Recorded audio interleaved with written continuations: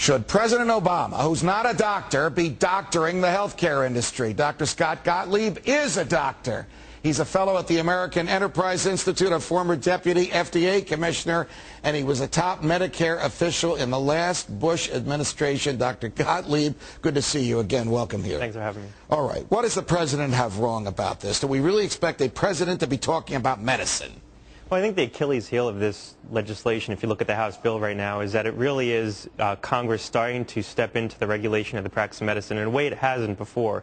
Traditionally, the regulation of medical practice has been left to the states, to localities to mediate. And this is really Congress starting to regulate medical practice issues. And in those states and localities, the medical boards, the Board of Medical Examiners, are staffed with physicians, not bureaucrats. It is physicians guiding other physicians toward best practices. That's exactly right. I mean, even if you look at the issue of the end-of-life provisions in the House bill that's been talked about a lot, traditionally, a lot of states have laws on the books saying that doctors need to discuss end-of-life issues with patients. A lot of hospitals have rules in place requiring doctors to do that. But if you look at the House bill, it's extremely prescriptive in terms of what doctors should be telling patients. Take a listen to what the president said yesterday. This is the president at a primetime press conference on July 22nd. I want you to listen to what he said about tonsils. You come in and you've got a bad sore throat, or your child has a bad sore throat, or has repeated sore throats. The doctor may look at the reimbursement system and say to himself, you know what, I make a lot more money if I take this kid's tonsils out.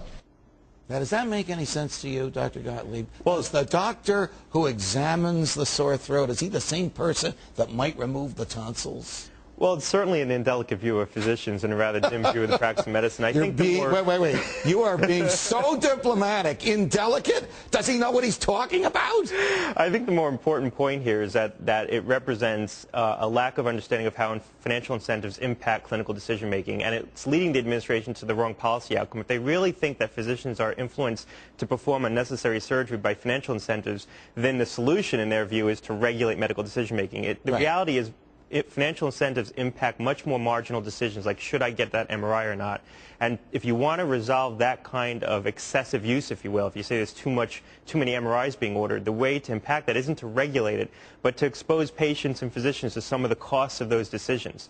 So their excessive view of how this works is leading to the wrong solution. Wouldn't a doctor be violating the rules of medical ethics and probably even the law of the state if he performed an unindicated surgery, as the president suggested may be commonplace, just to put more money in his pocket?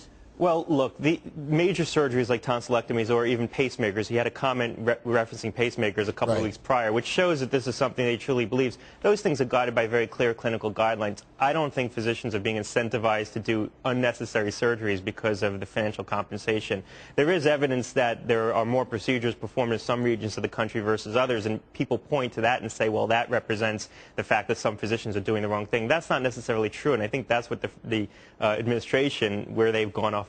But the physician who performs the tonsillectomy is probably not the primary care physician who examines the sore throat. That's absolutely right. I mean, there's a disconnect even in the clinical decision-making from the president's statement, because it would be a diagnosis made by a primary care physician. He'd be referred to an ENT probably for a procedure, or because the patient has something wrong with him that might require a procedure. All right. What would happen to the incentive to become a doctor if we had a system like they have in Canada, where the fees are capped and those fees might be hit by, say, September or October in a January to December fiscal year? Well, it's an interesting thing because the Canadian system is falling apart right now. You've probably seen some of the recent the headlines. doctors are begging for more openness, more free market, more competition. Right. And so what's happening in Canada is the government-run system is falling apart, and they're developing a private market to take its place for the people who are privileged or wealthy who can access that private market. Here in the United States, we have a private market that's going to be regulated away, supplanted with a government system, and remnants of the private market will remain for the privileged and the wealthy.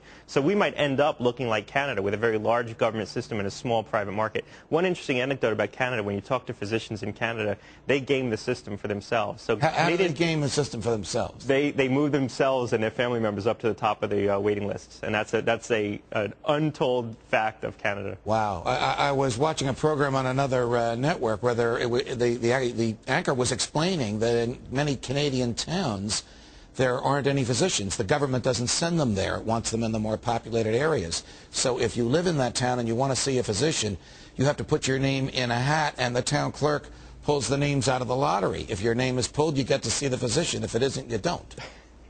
I mean, could you imagine that happening here? Well, you know, you look at the legislation, and there's a lot of workforce rules in the legislation in terms of trying to incentivize the education of more doctors versus others. My view of it is whatever the government's putting money behind, whatever kinds of physicians the government's putting money behind, we're going to have an excess of that physician and a shortage of all the others. And under the program as you understand it, you'd need the government's approval before you could perform the procedure that, if I were your patient, you and I had talked about. In many respects, they plan to regulate individual medical choices. Unbelievable. Dr. Scott Gottlieb, a pleasure. Thanks very much. Thanks a lot.